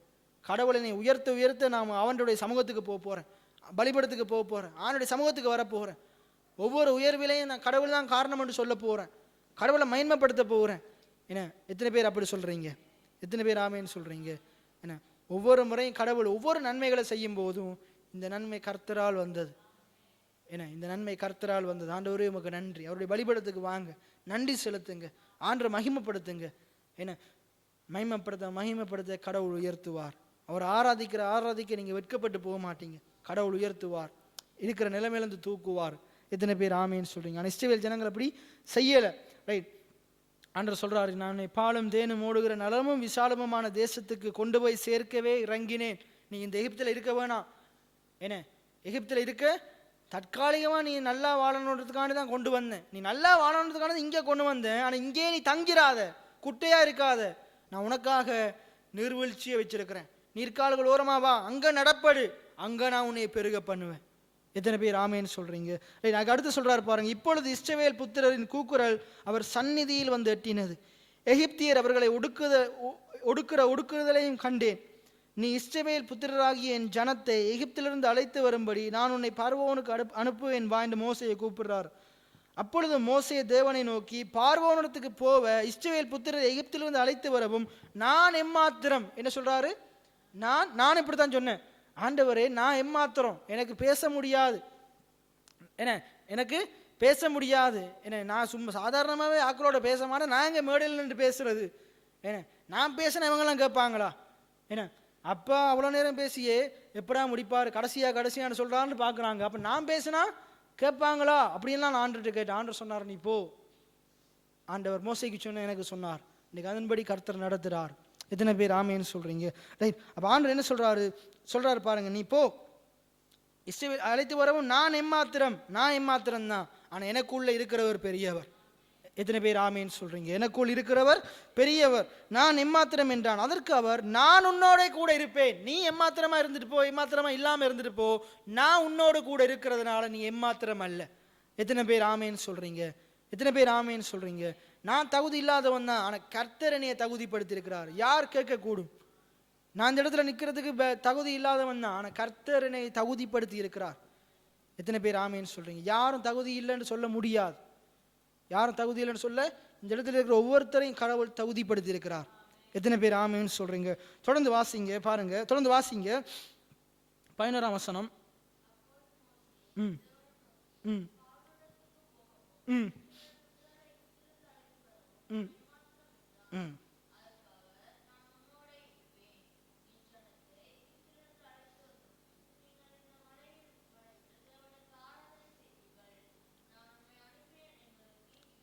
ரைட், என்ன சொல்றாரு பாருங்க, நான் உன்னை எகிப்திலிருந்து அழைத்து வந்த பின் நீங்க என்ன ஆராதனை செய்வீர்கள். இப்ப என்ன நடக்குது பாருங்க, ஆசீர்வாதத்தை பெறுறதுக்கு முன்னுக்கு யாக்கோபு என்ன செய்யறாரு, தேவனை பலிபடத்துக்கு போய் பலியிட்டு என்ன செய்யறாரு, ஆராதனை செய்யறாரு. ஆசீர்வாதம் அது விசுவாசத்துக்கு அடையாளம். ஆசீர்வாதத்தை பெற்ற பின்னுக்கு ஆண்டவர் என்ன சொல்றாரு, நீங்க ஆராதனை செய்யணும், ஆராதனை செய்வீர்கள். எத்தனை பேர் ஆமேன்னு சொல்றீங்க? ஆராதனை செய்வீர்கள். எத்தனை பேர் உண்மை ஆராதனை செய்வீங்க? வந்த பிறவும் ஆராதனை செய்யணும், வர முன்னுக்கும் ஆராதனை செய்யணும். எத்தனை பேர் ஆமேன்னு சொல்றீங்க? இன்னைக்கு நிறைய பேர் இதை செய்யறது என்ன கேட்குறாங்க, எல்லாம் வரட்டும் ஆராதனை செய்கிறேன். எத்தனை பேர் ஆராதனை செய்கிறாங்க? எத்தனை பேர் ஆண்டவருக்கு நன்றி செலுத்துகிறாங்க? விளங்குதா? நன்மை வர்றதுக்கு முன்னுக்கும் நன்மை வருமென்ற விசுவாசத்தோடு ஆண்டவருக்கு ஆராதனை செய்யணும், நன்றி சொல்லணும். வந்த பிறவும் என்ன செய்யணும், நன்றி சொல்லணும், ஆராதனை செய்யணும். அப்போ ஆண்டவர் சொல்கிறார், என்னத்துக்கு நான் உன்னை வெளியே கொண்டு வர்றேன், என்னத்துக்கு நான் கானானை தர்றேன், என்னத்துக்கு உன்னை அடிமைத்தனத்திலேருந்து எகிப்திலேருந்து விடுதலை ஆக்குறேன், நீ என்னை ஆராதனை செய்யணும். இது எல்லாத்தையும் நான் தான் உனக்கு செய்தேன். உன்னை தகப்பனாக ஆபிரகாமுக்கு செஞ்சேன், யாக்கோப்புக்கு செஞ்சேன், இப்போ உனக்கும் செய்கிறேன். நீ என்னை ஆராதனை செய்யணும், என்னுடைய நாமத்தை மகிமைப்படுத்தணும். நான் உன்னோடு கூட இருந்து நான் உன்னை எல்லாத்திலிருந்து விடுவித்திருக்கிறேன், போஷித்திருக்கிறேன், தப்பு வைத்திருக்கிறேன். எத்தனை பேர் ஆமேன்னு சொல்கிறீங்க? நீங்கள் கடவுளை ஆராதனை செய்கிறவங்களாக இருக்கணும், கடவுளை நமஸ்கரிக்கிற பிள்ளைகளாக இருக்கணும். ஆராதனை செய்ய சோர்ந்து போகக்கூடாது, பாடல் படிக்க சோர்ந்து போகக்கூடாது. இப்போ நிறைய பேர் இப்போ நினைக்கிறாங்க, என்ன வசனம் முக்கியம், என்ன ஜபிக்கிறது முக்கியம், ஆராதனை செய்கிறது பாடல் படிக்கிறது முக்கியம். இல்லை, எல்லாமே முக்கியம். இந்த இடத்துல ஏதோ பொழுதுபோக்குக்காக நம்ம ஆராதனை பாட்டு படிக்கலை, பொழுதுபோக்குக்காக துதி செய்யலை, அந்நிய பாசை பேசலை. சில பேர் அந்நிய பாசை இது தேவலன்றாங்க, சில பேர் ஆராதனை தேவலன்றாங்க, சில பேர் ஜபம் தேவலன்றாங்க, சில பேர் பிரசங்கம் தேவலன்றாங்க, என்ன காமர்த்தியான போதுன்றாங்க. அப்படி இல்லை, எல்லாமே முக்கியம், எல்லாமே முக்கியம். துதிக்கிறது முக்கியம், என்ன அந்நிய பாசை முக்கியம், தீர்க்க தரிசனம் முக்கியம், எல்லாமே முக்கியம். எதையும் ஒதுக்கக்கூடாது, எதையும் ஒதுக்கக்கூடாது. எதுவும் எல்லாத்தையும் விசுவாசத்தோடு செய்யணும். ஏன்னா எதெல்லாம் ஒதுக்கணும்னு வேதம் சொல்லுதோ அதை தூக்கி எல்லாத்தையும் மண்டையில் போட்டுட்டு எதெல்லாம் ஒதுக்கக்கூடாதுன்னு சொல்லுதோ என்ன அதெல்லாம் ஒதுக்கி வச்சிருக்கிறாங்க. நம்ம அப்படி இருக்கக்கூடாது. நம்ம ஆண்டவரை ஆராதிக்கிற பிள்ளைகளாக இருக்கணும். இப்போ வசனத்தை கேட்குறீங்க முக்கியம், நான் அதிகமாக உங்களை சொல்லியிருக்கிறேன், செவி கொடுக்கறது முக்கியம், வசனத்தை கேட்கறது முக்கியம். அதே வேளையில் வசனம் நீங்கள் கேட்ட வசனத்தை கொண்டு ஜபிக்கிறது முக்கியம். எத்தனை பேர் ஆமேன்னு சொல்கிறீங்க? ஆண்டவரை ஆராதிக்கிறது முக்கியம். இப்படிப்பட்ட பாடல்கள் எடுத்து ஆராதிக்கிறது முக்கியம். போனவங்க நம்ம படித்தோம், ஒரு வார்த்தையை சொல்லும் கர்த்தாவே, என்ன பாடல் படிக்கிறது முக்கியம். சத்தமாக படிக்கணும், சத்தமாக ஜபிக்கணும், வாய்க்குள்ளே முணங்கி கொண்டு இருக்கக்கூடாது. அது நீங்கள் வீட்டில் இருக்கும்போது முணங்குங்க, வெளியில் எங்கேயாச்சும் போகும்போது முணங்குங்க. இங்கே வாங்க, இது ஆண்டர் என்னத்துக்கு இவ்வளோ பெரிய பில்டிங் ஆண்டர் தந்திருக்கிறாரு, என்ன இவ்வளோ பெரிய காணி என்னத்துக்கு தந்திருக்கிறாரு? வாயை திறந்து உள்ளத்தின் ஆழத்திலிருந்து மன மகிழ்ச்சியோடு ஆண்டவரை துதிக்கிறதுக்கு, ஆண்டவரை ஆராதிக்கிறதுக்கு. எத்தனை பேர் ஆமேன்னு சொல்கிறீங்க? இது சர்வ வல்லவருடைய ஆலயமாக இருக்குது, நீங்கள் சர்வ வல்லவருடைய ஜனங்களாக இருக்கிறீங்க, அவரை ஆராதனை செய்ய அழைக்கப்பட்டிருக்கிறோம். என்ன சொல்கிறார்? ஜூதாவே, என்ன நீ என்னத்துக்கு தெரிஞ்சு கொள்ளப்பட்ட? தேவ சமூகம் உன்னோடு இருக்குது, என்ன உன் தேவனுடைய கரந்தான் உன்னை சிருஷ்டித்தது, நீ துதிப்பதற்கு அழைக்கப்பட்டிருக்கிற. நாங்கள் துதிப்பதற்கு அழைக்கப்பட்ட ஜனமாக இருக்கிறோம், ஆண்டவரை ஆராதனை செய்ய அழைக்கப்பட்ட ஜனமாக இருக்கிறோம். ஆண்டவர் நம்மளை உலகத்திலிருந்து வேறு பிரிக்கிறதுக்கு காரணம், உலகம் உலகத்தையும் உலகத்தில் இருக்கிறவைகளையும் ஆராதிக்குது, மேன்மைப்படுத்துது, என்ன மகிமைப்படுத்துது, பேர் அதை புகழுது. நாங்கள் கர்த்தரை புகழுகிறவங்களா இருக்கணும், கர்த்தரை மேன்மைப்படுத்துகிறவங்களா இருக்கணும், கர்த்தரை ஆராதிக்கிறவங்களா இருக்கணும். அதற்காகத்தான் தேவனை அழைத்திருக்கிறார், தேவனை அதற்காகத்தான் அழைத்திருக்கிறார். நான் ஒரு ஆராதனை வீரன். எத்தனை பேர் ஆமேன்னு சொல்றீங்க? நான் ஒரு ஜெப வீரன். எத்தனை பேர் ஆமேன்னு சொல்றீங்க? எல்லாம் சொல்லுங்க, நான் ஒரு ஆராதனை வீரன், நான் ஒரு ஜெப வீரன்.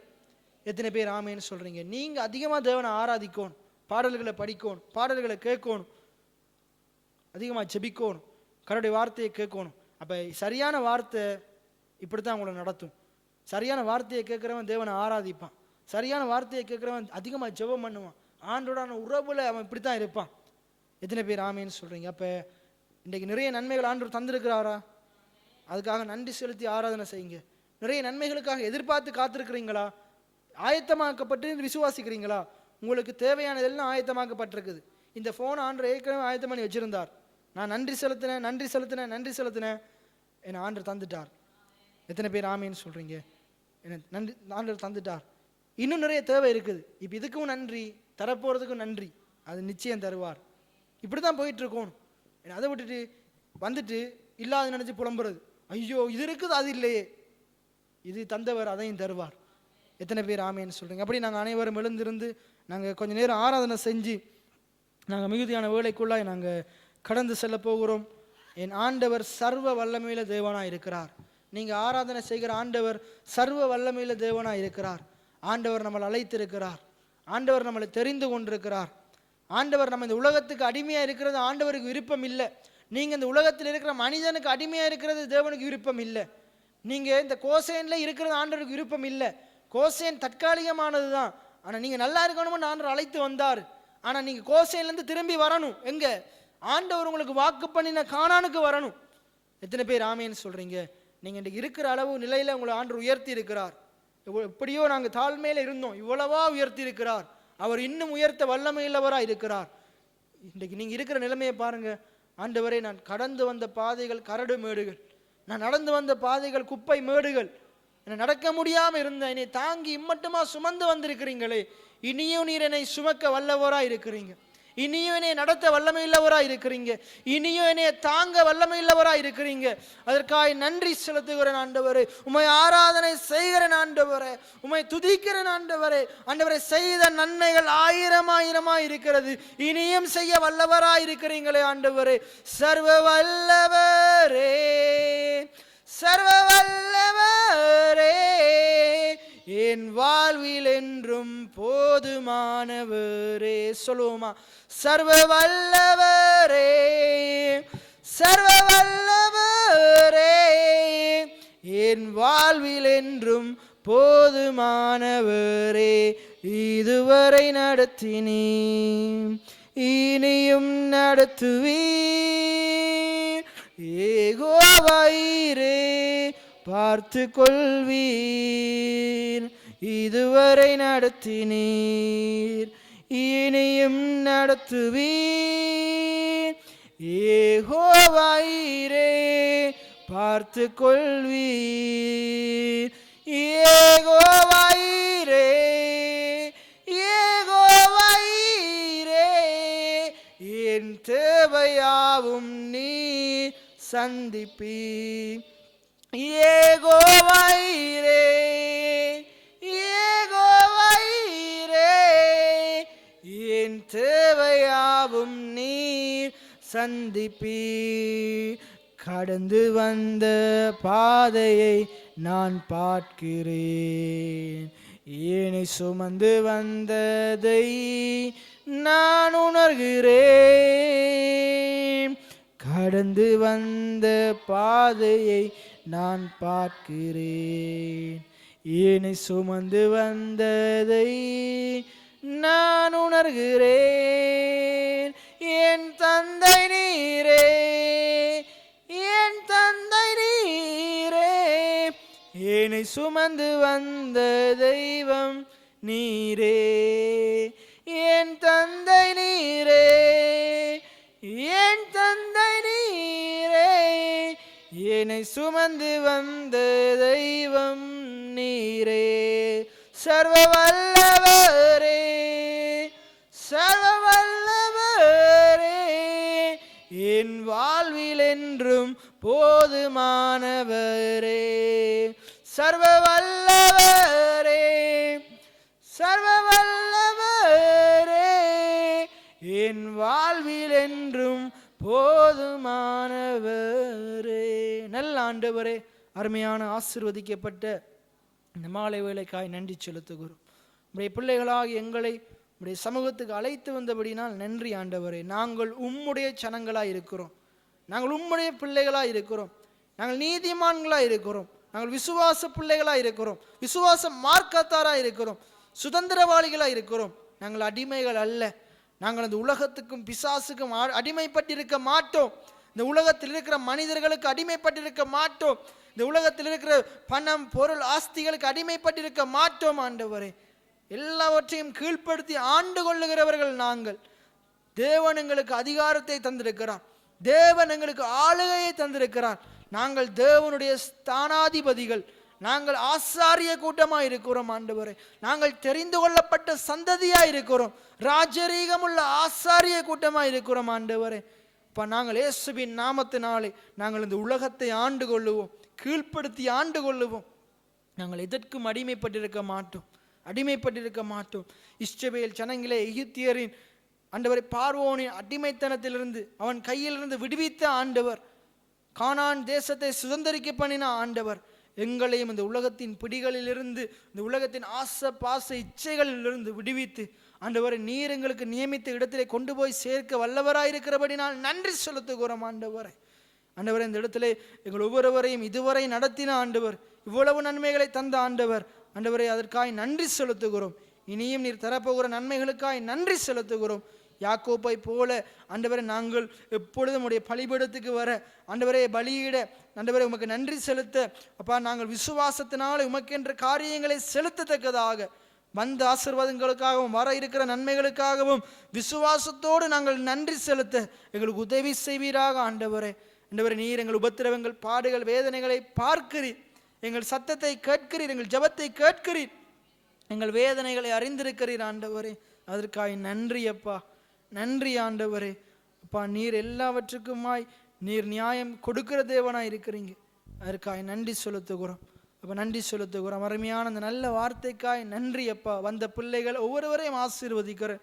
இந்த சத்தியங்களை நன்றாக புரிந்து கொண்டு அப்பா, வீடுகளிலே போய் நன்றாக செபிக்க, உம்முடைய பாதத்திலே காத்திருக்க, தேவனுடைய நன்மைகளுக்காக நன்றி செலுத்த ஆண்டவர் இந்த பிள்ளைகளுக்கு உதவி செய்வீராக. இந்த பிள்ளைகள் புலம்பி அழுது ஆண்டவரை கண்ணீர் வடிக்கிறவர்களாய் அல்லாமல் ஆண்டவரே அப்பா, நீர் செய்த நன்மைகளை நினைத்து ஆனந்த கண்ணீரினால் உம்மை ஆராதிக்கிறவர்களாய் இருப்பார்களாக. இந்த பிள்ளைகளையும் பிள்ளைகளுடைய பிள்ளைகளையும் ஆசீர்வதிப்பீராக. கொழுமையானவைகளை புசிப்பார்களாக ஆண்டவர், திருப்தியா இருப்பார்களாக. ஆண்டவரே, ஆண்டவர், இவ்வளவாய் நீர் செய்த உபகாரங்களுக்காக நன்றி செலுத்துகிறோம், நன்றி செலுத்துகிறோம். எம்மாத்திரமாக இருந்த எங்களை நீர் எல்லாவற்றுக்கும் பாத்திரவான்களாய் மாற்றியிருக்கிறபடினால் நன்றி ஆண்டவரே. நீர் எங்களோடு இருக்கிறபடினால் நன்றி செலுத்துகிறோம். தொடர்ந்து ஆண்டவர் உமக்குள்ளே வளர எங்களுக்கு உதவி செய்யுங்க. உம்மை ஆராதனை செய்ய உதவி செய்யுங்க. எங்களை தாழ்த்தி உம்மை உயர்த்தி நசரனாகிய இயேசுவின் நாமத்தினால் ஜெபம் எடுக்கிறேன் என் ஜீவனுள்ள நல்ல பிதாவே, ஆமென். என் ஆத்துமாவே கர்த்தரை சோஸ்தரி, என் முழு உள்ளமே கர்த்தருடைய பரிசுத்த நாமத்தை சோஸ்தரி. என் ஆத்துமாவே கர்த்தரை சோஸ்தரி, கர்த்தர் செய்த சகல உபகாரங்களை மறவாதே. ஆமேன். கர்த்தர் உங்களை ஆசீர்வதிப்பாராக. ஆமேன்.